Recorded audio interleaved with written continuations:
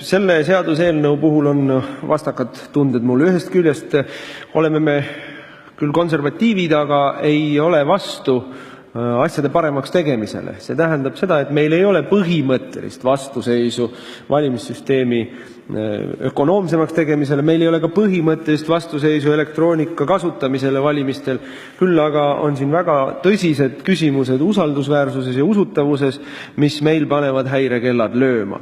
Millele me juhtisime tähelepanu oma parandusettepanekutes ja millest meil on väga kahju, et neid parandusettepanekuid komisjonis ei toetatud ehk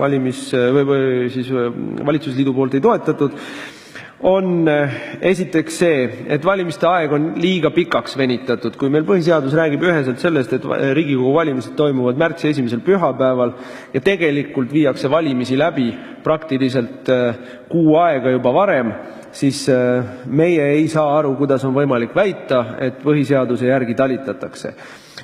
Siingi tuleb jälle mainida, et ei ole meil põhimõttelist vastuseisu sellele, et on võimalik hääletada ka eelvalimistel väljaspool kodukohta, aga see aeg peab olema oluliselt rohkem piiratud. Väga tõsine probleem meie meelest on valimiste ühetaolisuse puudumine, see, mis siin juba küsimuste-vastuste voorust läbi käis, et e-häält on sul võimalik tagasi võtta ja muuta. No ei ole võimalik sul minna valimisurni juurde valimispäeval ja öelda, et ups, mul tuli uus mõte, andke mu sedel tagasi, ma hääletaks uuesti. Lihtsalt ei ole võimalik. Kui ühe valimismeetodi puhul saab teha ühtemoodi ja teise puhul teistmoodi, siis ei ole tagatud valimiste ühetaolisus. Rääkimata sellest, et valimiste ühetaolisus ei ole tagatud ka sellega, et sinu hääl valimiskabiinis on sinuga seal üksi. Aga ID-kaardiga hääletades mitte keegi ei kontrolli, kas sa hääletasid üldse ise, kas sa hääletasid üksi, kas sinu valimisotsus oli salajane või ei olnud salajane.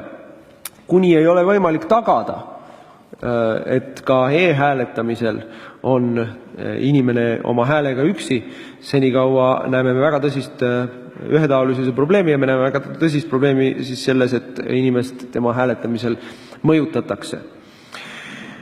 Ja loomulikult see kõige suurem küsimus e-hääletuse puhul, et selle kontrollitavus. Ja siin, seda on juba eelnevad kõnelejad ju korduvalt tähelepanu juhtinud, et meid ei rahulda see, kui meile öeldakse, et usaldage meid. Usaldame, aga kontrollime. Ja kui kontrollida ei saa, või kui kontroll on selline, millest me ei saa aru, kas see on tegelikult kontroll või ei ole kontroll. Kui see kontroll ei ole sõltumatu ja verifitseeritav, siis tegelikult kontrollitavust ei ole. See tähendab seda, väga lihtsalt tähendab see seda, et valimistulemuste usaldusväärsus on kahtluse all. Ja kui valimistulemused ei ole usaldusväärsed, siis on kogu poliitiline süsteem omadega kriisis, sest et meil ei ole kindlust, et teostatav võim on legitiimne ehk vastab rahva tahtele. Ja need on väga suured, väga tõsised probleemid, mida selle eelnõuga oleks saanud parandada, aga jäetud on kasutamata võimalus parandada neid probleeme.